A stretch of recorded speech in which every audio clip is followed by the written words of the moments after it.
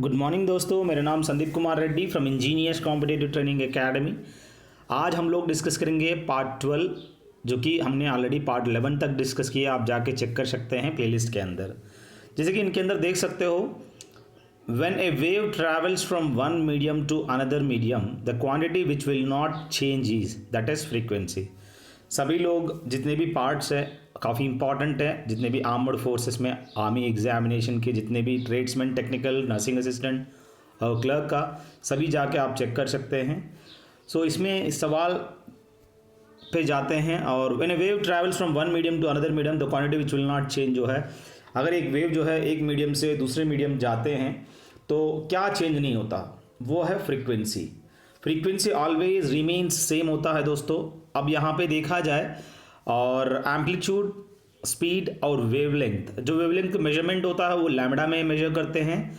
और यहाँ पे जो है फ्रीक्वेंसी विल नॉट चेंज, बाकी सब चेंज होता है दोस्तों। और अगला देखा जाए, what is achieved in frequency modulation. यहाँ पे फ्रीक्वेंसी मॉड्यूलेशन के अंदर फिक्स्ड एम्पलीट्यूड अचीव किया जाता है दोस्तों, और जिसको हम एफएम के नाम पे भी जाना जाते हैं। एएम यानी एम्पलीट्यूड मॉड्यूलेशन होता है।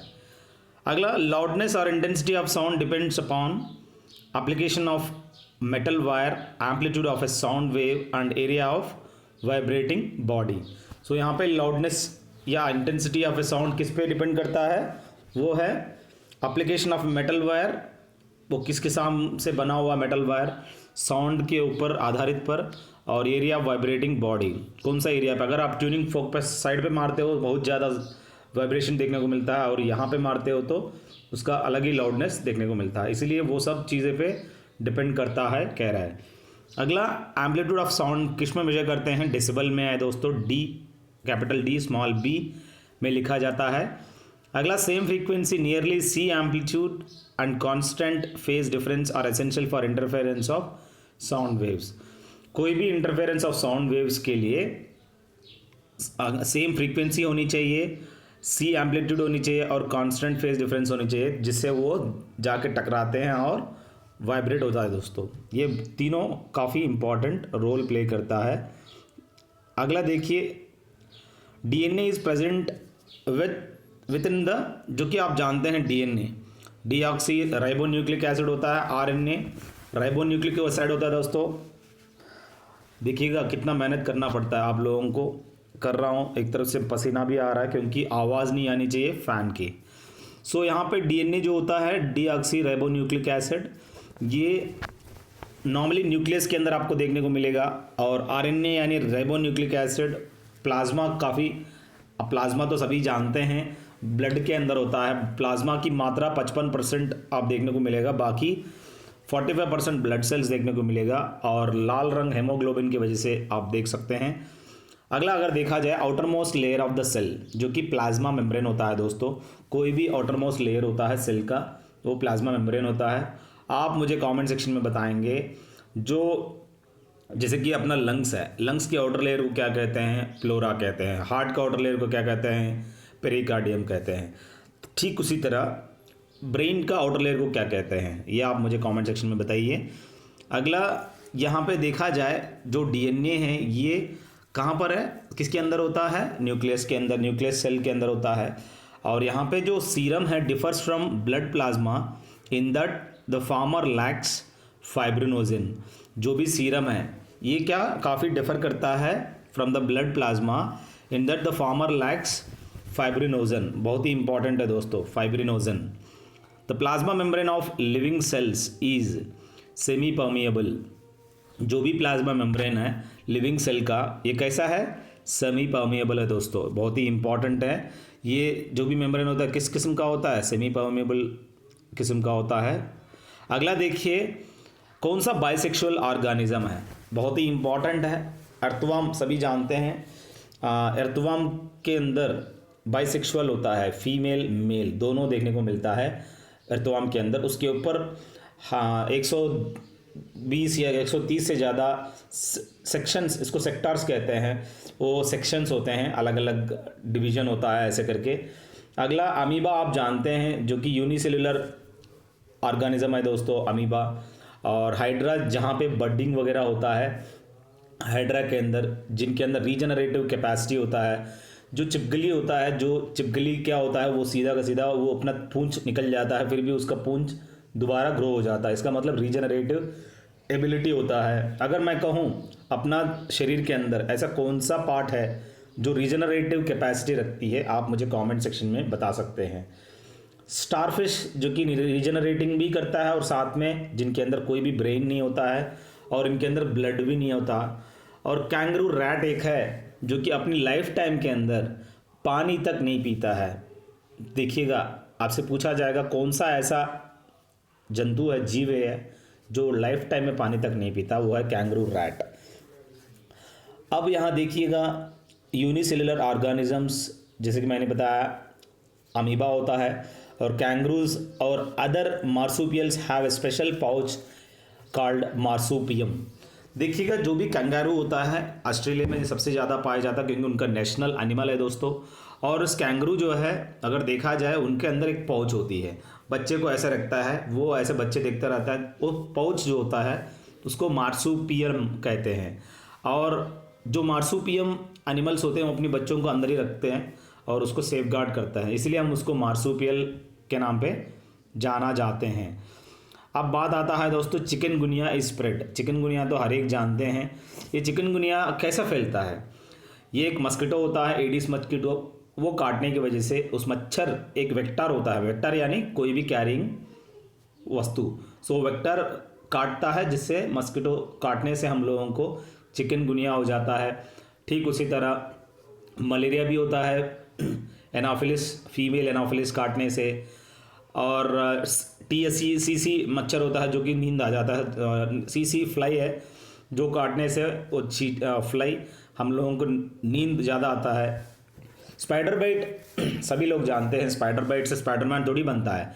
स्पाइडर एंजियोमा, जिसको हम स्पाइडर नेवियोस और स्पाइडर टेलेंगेकस्टिया, इसके ये अलग अलग डिसीज़ आपको देख सकते हो। चूहा काटने से, जो कि आप बहुत ही इंपॉर्टेंट है, रैट बाइट से।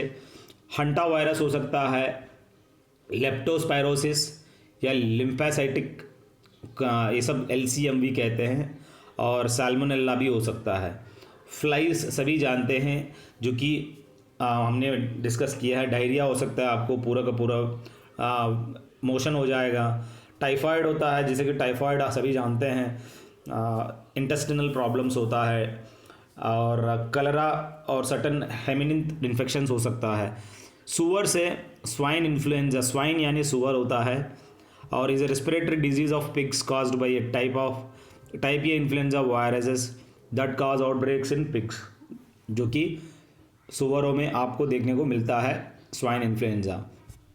अब देखिए दोस्तों, बहुत ही इंपॉर्टेंट है, the law formulated by Ernest Hückel.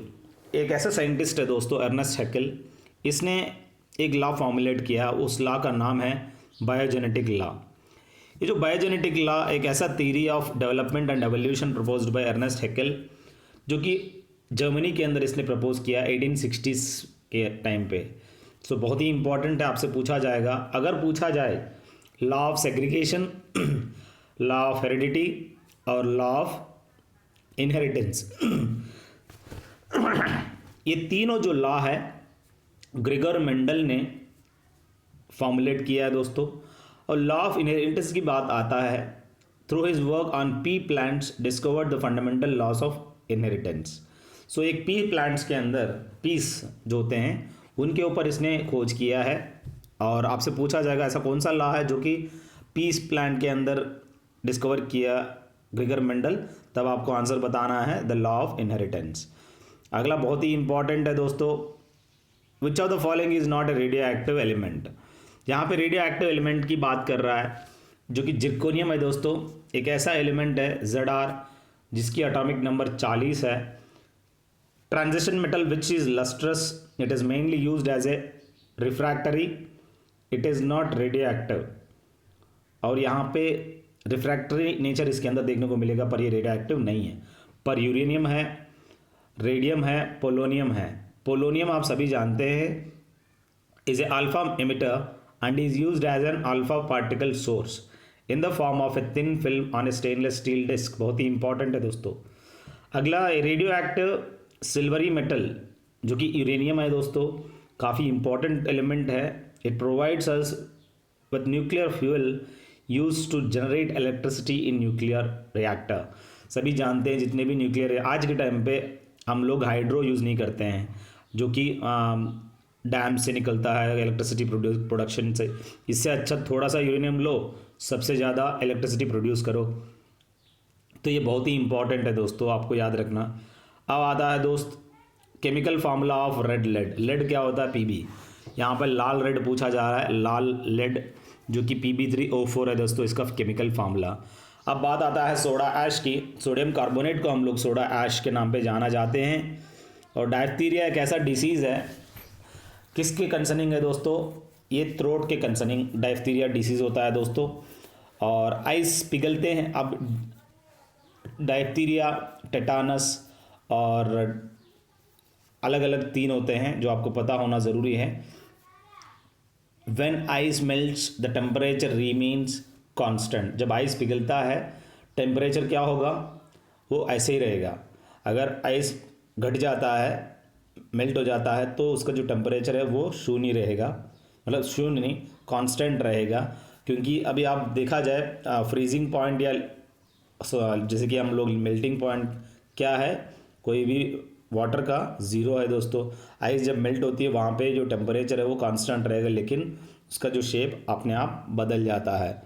अब बात आता है दोस्तों the angle of dip at the magnetic poles of the earth, जो कि 90 डिग्रीज होता है दोस्तों। Angle of dip at the magnetic poles of the earth कैसे? 90 डिग्रीज। सो डिप के पास, अब अगर आप मैग्नेटिक पोल्स में अगर 90 डिग्री से, तो इक्वेटर के पास आते आते क्या हो जाएगा? एकदम 0 हो जाएगा। ये एंगल ऑफ डिप वो होता है जो कि डिफरेंस बिटवीन द मैग्नेटिक जो कि मेरिडियन और साथ में जियोग्राफिक मेरिडियन होता है, वो डिफरेंस को हम लोग अगर हम लेके जाएं वहाँ पे कंपास, तो सीधा का सीधा कंपास ऐसे होने लगेगा पोल में, जहाँ नॉर्थ और साउथ पोल में। धीरे धीरे से इक्वेटर के पास लेके आ जाए तो एकदम शून्य हो जाएगा, मतलब कोई भी वहाँ पे जो डिफरेंस है नहीं रहेगा dip. Water is treated with the chlorine to kill germs. जो भी क्लोरिनेशन प्रोसेस होता है और जिनके अंदर क्लोरीन का इस्तेमाल करते हैं पानी के अंदर, वो इसीलिए डालते हैं ताकि जर्म्स को किल कर सके। अगला बहुत ही इंपॉर्टेंट है, which one of the following is not a part of carpel. अभी एक फ्लावर होता है, फ्लावर के अंदर अलग अलग पार्ट्स होते हैं और आपको पता होना ज़रूरी है। कार्पल के अंदर स्टिग्मा, वोव्यूल, ओवारी और स्टाइल, ये आप चारों देख सकते हो, पर एंथर एंड फिलामेंट ये अलग अलग पार्ट्स है। तो कार्पल के अंदर ये चारों आ जाते हैं, पर एंथर और फिलामेंट का अलग ही लोकेशन होता है दोस्तों। ये आप एक फूल देखने के बाद आपको पता चलेगा, मैंने पिक्चराइज समझाया गया है, आप जाके देख सकते हैं। सो यहाँ पे कौन सा पार्ट ऑफ द कार्पल नहीं है, तो एंथर और फिलामेंट है, बाकी स्टिग्मा, ओव्यूल और ओवरी एंड स्टाइल आपको देखने को मिलेगा। The ovary containing the ovules, the style through which the pollen tubes grow and the stigma on which the pollen grains, जो कि जर्मिनेशन होता है। ये जर्मिनेशन में क्या होता है, जितने भी the style through which the pollen tube grows and the stigma on which the pollen grains, that is germination कहते हैं। Inner most group of structures in the flower, जिसको हम जेनोसियम कहते हैं दोस्तों। सो ये क्या है? इनर मोस्ट ग्रुप होता है दोस्तों स्ट्रक्चर ऑफ द फ्लावर, जेनोसियम। अगला देखिए बहुत ही इंपॉर्टेंट है, energy molecules in the living world. जो एनर्जी मॉलिक्यूल्स हैं आज के टाइम पे लिविंग वर्ल्ड में, ATP यानी एडिनोसाइन ट्राइफॉस्फेट होता है, ये एनर्जी मॉलिक्यूल है दोस्तों। और यहाँ पे TNT यानी ट्राई नाइट्रोट्रोलिन होता है। RNA राइबोन्यूक्लिक एसिड होता है। यहाँ पे याद करने वाली चीज़, glucose and ATP organisms mainly use 2 types of molecules for chemical energy. और यहाँ पे ATP यानी adenosine triphosphate energy carrying molecule found in the cells of all living things, बहुत ही इंपॉर्टेंट है दोस्तों। अगर आपसे पूछा जाए कौन सा energy molecules in the living world, जो कि ATP या एडिनोसाइन ट्राइफॉस्फेट। और अगला देखिए बहुत ही इंपॉर्टेंट है दोस्तों, the red colour of the soil is due to the, जो सॉइल होती है वो लाल कलर में होता है। वो क्यों होता है लाल कलर? वो इसीलिए होता है कि उसके अंदर ऑक्सीजन की मात्रा देखने को मिलेगा। और यहाँ पे बहुत ही इंपॉर्टेंट है, the colour indicates good drainage iron found within the soil is oxidized more readily due to the higher oxygen content. This causes the soil to develop a rusty color. The color can be darker due to organic matter. जितने भी sand soil हो गया वो इसीलिए rusty colour में होता है और लाल दिखता है वो। जब आयरन जंग लगता है वो कौन सा कलर रहेगा, ऐसे ही रहेगा ना, लाल कलर। तो ठीक उसी तरह उसके अंदर आप ऑक्सीजन की मात्रा की वजह से आप सॉइल जो है लाल कलर में होता है। Aluminium is the most abundant metal in the earth crust, जो कि सबसे ज़्यादा आप अर्थ क्रस्ट में देख सकते हो। बायो मटीरियल जो कि मेटल्स, सैरामिक्स, ग्लास एंड पॉलीमर्स, ये किस्म का आप बायो मटीरियल कह सकते हैं। और सोलर एनर्जी जो कि रेडिएशन एंड फोटोसिंथेसिस बहुत ही इंपॉर्टेंट है दोस्तों। जो सोलर एनर्जी है आज के टाइम पे रेडिएशन प्रोसेस एग्जांपल कह सकते हैं। फोटोसिंथेसिस भी इस सोलर एनर्जी की वजह से होता है, जो कि सूरज से हम लोग केमिकल पुटअप करते हैं। जैसे कि solar energy to chemical energy photosynthesis में ही होता है। केमिकल एनर्जी यानी फल पौधे। अब बात आता है दोस्तों, बहुत ही इंपॉर्टेंट है, सैप्रो का मतलब क्या है। सैप्रो का मतलब होता है रॉटनिंग, मतलब सड़ जाना। सेल सैप वो होता है, एक ऐसा फ्लूइड है दोस्तों in the vacuoles of the living cell, आप देख सकते हो। और टूथ जो होता है डीके हो जाता है, ख़राब हो जाता है। और यहाँ पे जो सैप्रो जो मीनिंग वर्ड है इसका मतलब होता है सड़ जाना। और बोट, कयाक और डिंगी इनका अलग अलग नाम है दोस्तों, बोट। और बूमरंग तो आप जानते हैं, जो कि लकड़ी होता है, जो वी शेप में होता है। जंगल मोगली के पास एक वेपन होती है। अगला बहुत ही इंपॉर्टेंट है दोस्तों, आपको याद रखने वाली चीज़, slow moving rivers of ice found in mountains. Mountain regions जो होते हैं उनको क्या कहते हैं, जिनको हम ग्लेशियर के नाम पे जाना जाते हैं दोस्तों। जो स्लो मूविंग रिवर्स होते हैं, आइस मेल्ट हो जाता है, पानी निकलता रहता है, जैसे कि गंगा जो वहाँ से निकलता है, ऋषिकेश वगैरह में आप रिवर राफ्टिंग भी कर सकते हैं उन पानी में। सो ओवरऑल क्या है कि जो स्लो मूविंग रिवर्स होते हैं ice found in mountainous regions में, जिसको हम ग्लेशियर के नाम पे जाना जाते हैं। बाकी जो लावा होता है वो जितने भी वल्केनोज होते हैं, वल्केनोज से जो निकलता है वो लावा। और सबसे आज भी एक्टिव वल्केनो इंडिया में कहाँ पर है, वो है बैरन आइलैंड, अंडमान निकोबार आइलैंड्स में आप देख सकते हो। और यहाँ पे स्ट्रक्चर और फॉर्मेशन सजेस्टिंग ए पिनाकल, स्पेसिफिकली पिनाकल वो होता है सबसे हाईएस्ट पीक कह सकते हो, ए लॉफ्टी पीक कह सकते हो। Ice dunes from when a temperature is below freezing and the water temperature is slightly above freezing, जिसको हम आइस ड्यून्स कहते हैं दोस्तों। अगला important, which of the following is not the part of the diesel engine. यहाँ पे कौन सा not the part of diesel engine, जो कि कार्बोरेटर है दोस्तों, बहुत ही इंपॉर्टेंट है, ये डीजल इंजन का पार्ट नहीं है। अब यहाँ पे अगर देखा जाए,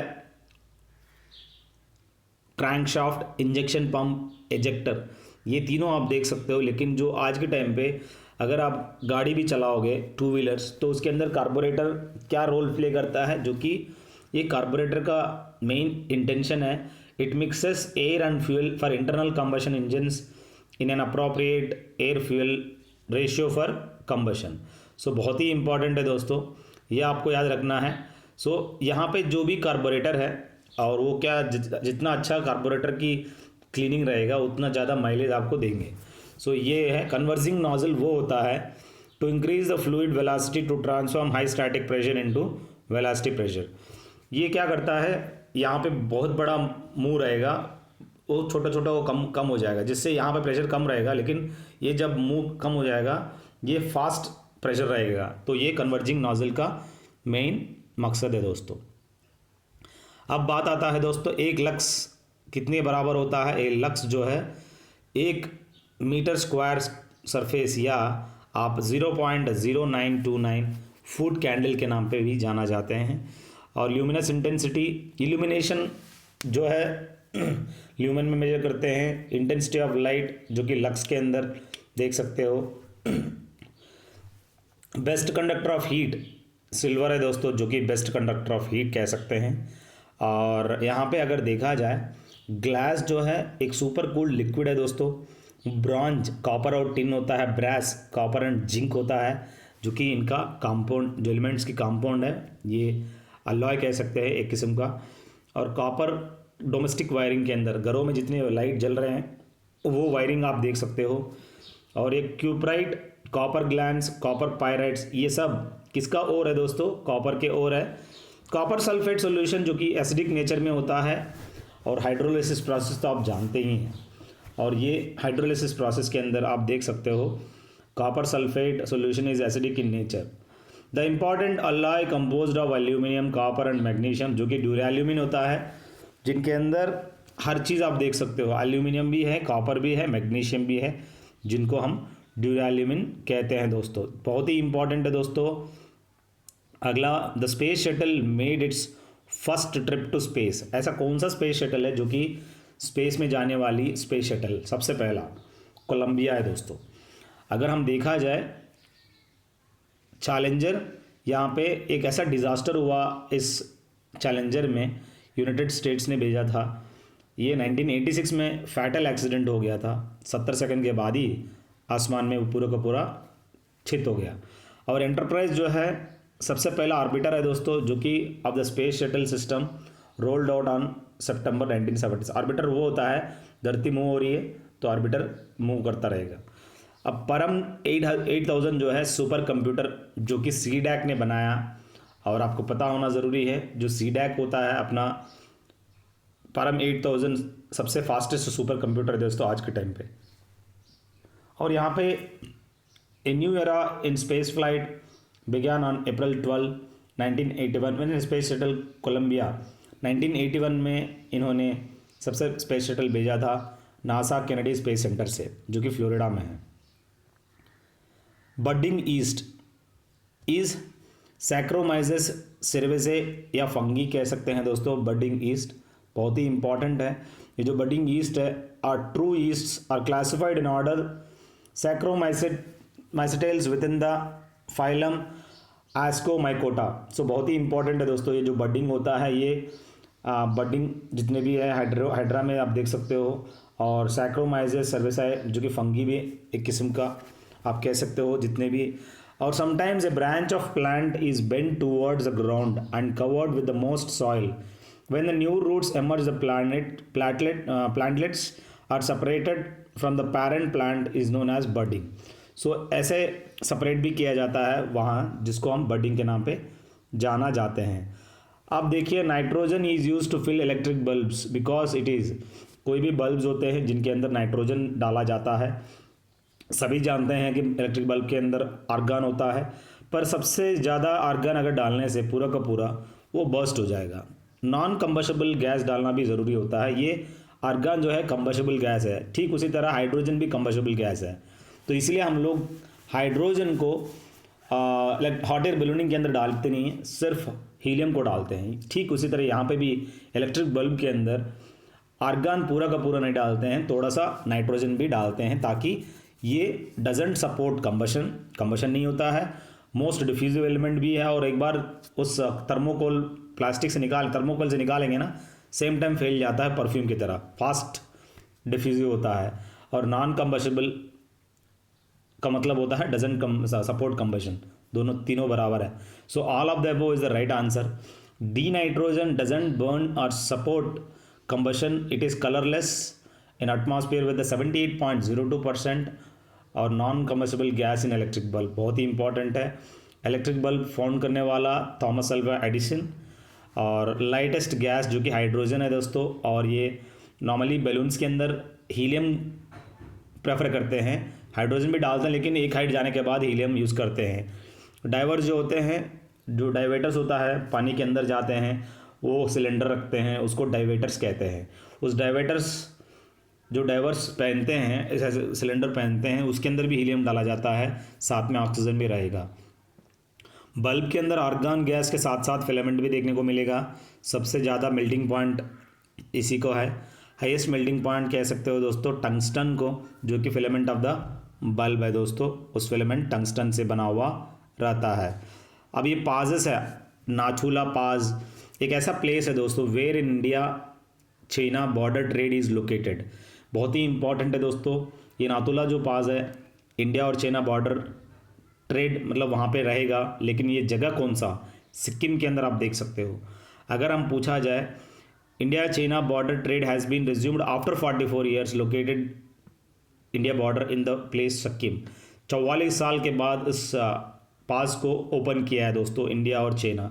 ये सिक्किम के अंदर देख सकते हो। सिक्किम सुनते ही आपको काफ़ी चीज़ें याद आनी चाहिए। कामाख्या टेम्पल है वहाँ पे, काजीरंगा नेशनल पार्क है, दिग्बोय ऑयल मिल है सबसे पहला, टी के लिए काफ़ी फेमस है, और अंबुबाजी फेस्टिवल कामाख्या टेम्पल में ही होता है। ये सब चीज़ आपको पता होनी ज़रूरी है। माउंटेन पास जो कि जम्मू और कश्मीर के बीच में अगर देखा जाए, बुर्जी पास कहते हैं, जोजिला पास भी कहते हैं। इंटरनेशनल डेट लाइन जो होता है ये पासेस थ्रू बेरिंग स्ट्राइट, आप देख सकते हो। अब देखिए बहुत ही इंपॉर्टेंट है, the gas is suddenly compressed, that will be the effect on its temperature increases. जो कि कुकर के अंदर आप देख सकते हो, उसके अंदर क्या करेगा, हम लोग जब गर्म करेंगे उसके अंदर प्रेशर जो है कंप्रेस किया जाता है, जिससे टेम्परेचर बढ़ जाता है। तो लॉक किया रहेगा ना पूरा का पूरा रबड़ से, तो उसका प्रेशर कंट्रोल कंप्रेस किया जाता है, जिससे टेम्परेचर बढ़ जाएगा। East is an important source of vitamin, जो कि इसके अंदर विटामिन बी में सबसे ज़्यादा ईस्ट देखने को मिलेगा। It is also known as riboflavin an invertase. It is best for body growth, helps in making the body stronger from inside, and it is important for the digestive functioning of the body. So बहुत ही important है दोस्तों। Which of the following is a must for food chain to begin. कोई भी food chain begin होने के लिए आपको फंगी की ज़रूरत होता है। आप जानते हैं जो भी मशरूम होते हैं एक किस्म का फंगी होता है दोस्तों। और यहाँ पे ग्रीन प्लांट्स के अंदर क्लोरोप्लास्ट होता है, और जो डिकम्पोजर्स है fungi and soil bacteria obtain their energy and nutrients from the dead bodies and waste products of other organisms. Fungi एक important to everybody everyday human life. Fungi is more important decomposers in most ecosystem कह सकते हो। सो काफ़ी important है दोस्तों, देखिएगा। मोहनजोदारो खोज करने वाला जो आर डी बैनर्जी है, ये कब खोज किया, जैसे कि एक्सकवेटर होते हैं, ये लोगों को कहते हैं आर्कियोलॉजिस्ट। जो आर्कियोलॉजिस्ट होते हैं ये क्या करते हैं, जितने भी जगह वो खोदते रहते हैं, गवर्नमेंट इनको परमिशन दिया रहेगा, थोड़ा फंडिंग भी मिलता है। ये मोहनजोदारो जो है डिस्कवर करने वाला बंदा आर डी बैनर्जी, और 1922 में इन्होंने खोज किया है। एक है ना officer of the archaeological survey of India, 2 years after major excavation had begun at Harappa near about 590 kilometres to the north, आप देख सकते हो। और बाकी ईयर अगर देखा जाए, 1935 में रिजर्व बैंक ऑफ इंडिया के इस्टेब्लिश किए गए थे, 1919 में जलियांवाला बाग, और 1961 operation liberation Goa from the Portuguese. अब बात आता है दोस्तों इंडो चाइना वार। सभी लोग जानते हैं इंडो चाइना वार 1962 में हुआ है दोस्तों। अगर आपसे पूछा जाए कारगिल वार कब हुआ है, 1971 में हुआ है दोस्तों। क्विट इंडिया मूवमेंट 1942, इंडो पाक वार जो कि 1965 में हुआ है, और अब हम लोगों को आज़ादी 1947 मिला है दोस्तों। अब देखिएगा the part of the male reproductive system. सभी लोग जानते हैं फीमेल रिप्रोडक्टिव सिस्टम के अंदर आप लोग जो कि यहाँ पे ओवारी देख सकते हो, यूरिटर एंड ट्रांजिल्स, ये अलग है। अब बात आता है दोस्तों यहाँ पे मेल की, जो कि टेस्टिस हाइड्रोसिली होता है ना, ये टेस्टिस बीमारी है। मेल रिप्रोडक्टिव सिस्टम के अंदर penis, scrotum, testis, epididymis, vas deferens, prostate and seminal vessels, ये जितने भी हैं इनमें से ABCD देगा, नीचे ऑल द अबव दे देगा। तो मेल रिप्रोडक्टिव सिस्टम के अंदर सभी आते हैं जहाँ पे टेस्टिस दिया गया है। Transport the fertilised egg to uterus for implantation, ये है फैलोपियन ट्यूब्स। क्या करते हैं, ये ट्रांसपोर्ट करते हैं जो भी फर्टिलाइज्ड एग्स है टू यूटेरस फॉर इम्प्लांटेशन। बहुत ही इंपॉर्टेंट है दोस्तों, इस तरह का आप सभी याद रखने की कोशिश करिए, काफ़ी इंपॉर्टेंट है दोस्तों ये रिप्रोडक्टिव सिस्टम के अंदर। So I hope this will help you a lot. अगर आपको कोई भी डाउट है आप पूछ सकते हैं कमेंट सेक्शन में। I hope I am doing my best for you guys. Be in touch and keep on studying. Thank you, have a good day, have a great life. अगला पार्ट में हम दोबारा मिलेंगे।